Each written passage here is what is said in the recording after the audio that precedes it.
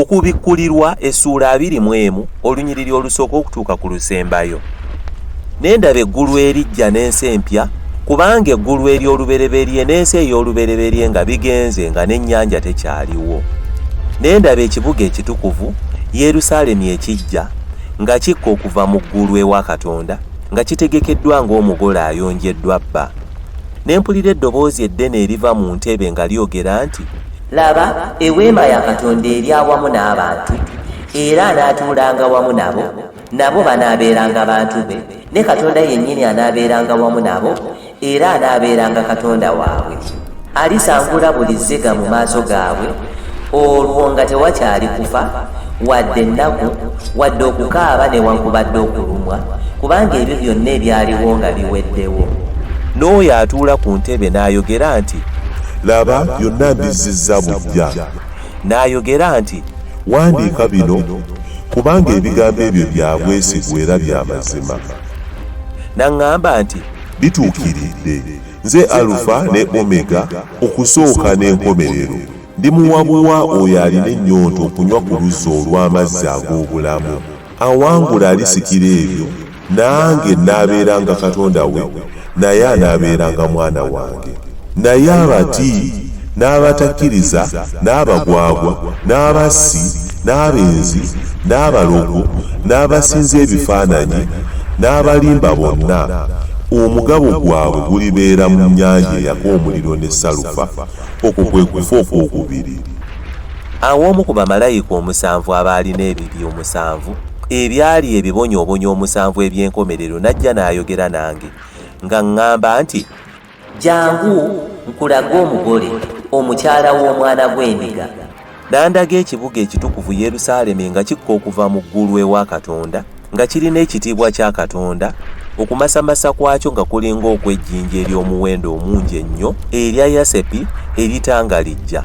Bbugwe waakyo yali mugazi era nga muwanvu, nga kirina emiryango 12, ne ku miryango nga kuliko bamalayika 12, n'amannya g'ebika 12 eby'abaana ba Isirayiri nga gawandiikiddwa ku miryango gyakyo.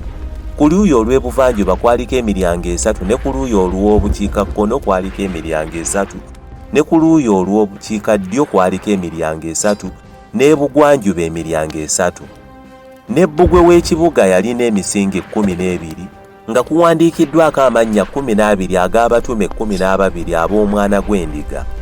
Ne malayika eyayogera nange yalina omuggo ogwa zaabu ogw'okupimisa ekibuga n'emiryango gyakyo, ne bbugwe waakyo, n'ekibuga kyali kyenkanankana enjuyi zonna, n'obuwanvu bwakyo nga bwenkanankana n'obugazi bwakyo. N'agera ekibuga n'omuggo, ekipimo ky'amabanga 1,012, obuwanvu n'obugazi n'obugulumivu bwakyo nga bwenkanankana. Ate n'apima bbugwe waakyo emikono 144, ng'ekipimo ky'omuntu n'ekyamalayika bwe kiri. Bbugwe waakyo yali azimbiddwa n'amayinja aga yasepi, nga n'ekibuga kya zaabu omulungi nga kitangalijja ng'endabirwamu ennungi. Emisingi gya bbugwe w'ekibuga gyayonjebwa na buli jjinja ery'omuwendo omungi.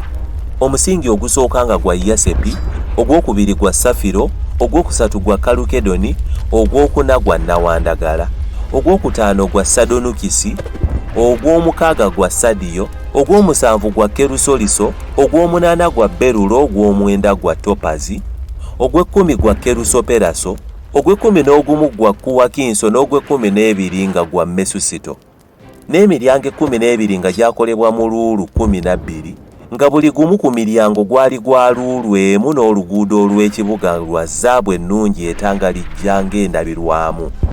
Saalabamu yeekaalu mu kyo, kubanga Mukama Katonda omuyinza w'ebintu byonna, omwana gw'endiga ye yeekaalu yaakyo.